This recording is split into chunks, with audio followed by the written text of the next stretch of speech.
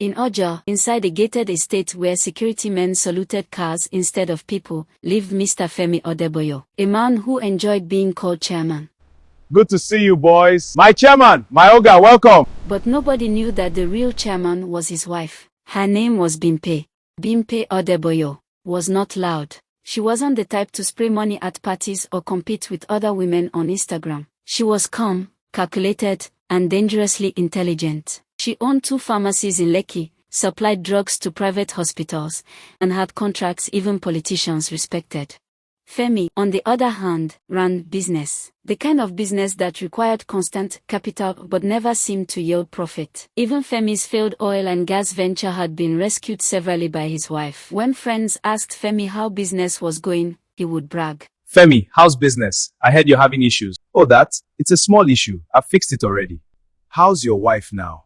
That one, her wahala is too much, I beg. You know women now. One day, Femi met Amoka and their affair lasted a year. He married her as a second wife quietly in a small traditional ceremony in Anambra. While Bimpe was in Abuja for a conference, he moved Amoka into their home. Bimpe, we need to talk. You brought a guest home without telling me. Guest? How? I beg, I live here now. The interior is nice. Femi, who is this? This is Amaka. She is my wife. I see, okay. She didn't even shout. I thought she would create a scene. Mommy, who is that woman? I heard Dad call her his wife. My babies, don't worry about that, okay? A few days after Amoka moved in, Bimpe wasn't comfortable with the situation, especially after finding out that Amoka was pregnant, and decided to confront Femi about it. I am the head of this family. I have made my decision. And as your wife, you didn't think to tell me about your decision? It doesn't matter. The house will adjust. Oh, it will. Bimpe, why is the driver calling me about salary? Because I stopped paying him. You did what? I have withdrawn my financial support from this household. Bimpe, don't embarrass me. No, Femi, you married another wife. You can't take care of her with my money. Within weeks, reality had begun to set in. Amoka had imagined wealth, but they could barely afford to feed themselves now. Femi had fallen into debt and didn't know where to start. Oh God, where will I see the money to pay off my debts and also pay Amaka's hospital bills?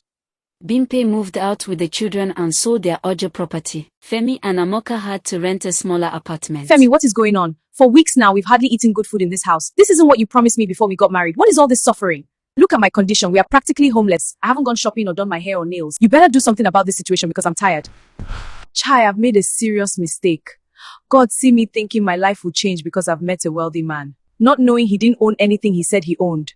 I have to do something and fast. I can't continue living like this. Things only grew harder for Femi and Amoka. Bills kept piling up. Amoka began thinking of ways to escape the situation. She wasn't prepared for a life of struggle with a man. After many sleepless hours, she made a decision. She was going to get rid of their child and move out. Yes, that's what I'll do before this man ruins my life, I beg. But then something happened. The midwife made Amoka an offer. If Amoka was willing to give up the child, there were people who would pay generously. And without thinking about it, Amoka eagerly agreed. Thank God this midwife agreed. Femi thinks he can ruin my life. Rubbish. It sounded like a solution. Quick money, a fresh start. This plus the credit alert, or more are made. Now we are talking.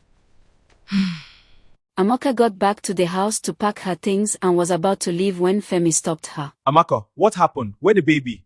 Why is your stomach flat? Where are you going to? Don't ask me stupid questions. I'm done with this marriage, and as for the baby, I've gotten rid of it. When Amoka left, Femi sat alone in the quiet apartment for a long time. He realized that if he didn't change, nothing would. He needed to stand on his feet again. The next morning, he went to see his friend. Femi, what's going on with you, my friend? Bro, I've been through a lot. I need you guys' help. Can you borrow me some money? Amaka left me and you know I and Bimpe are not together anymore. So sorry, we can't help you right now. We both invested what we had on a project. After that didn't go well, he swallowed his pride to meet his ex-wife. Bimpe, please, I'm so sorry for everything I've done. Forgive me, let's get back together. And why would I do that? Femi, please, I'm busy. Besides, I forgave you already for my own peace. But I'm not interested in being married to you anymore. But what about the children? Which children? The ones you've never for once asked after because you choose your new wife. Femi, please. You've not said why you are actually here. What do you want? I need some money. I don't have money to give to you, Femi. But you can drop your application for a job with the receptionist. Femi was in debt. Amoka was gone. His business had slowly collapsed. His friends now avoided his calls. He is left to face the consequences of his actions. Femi now realizes he has to start life afresh.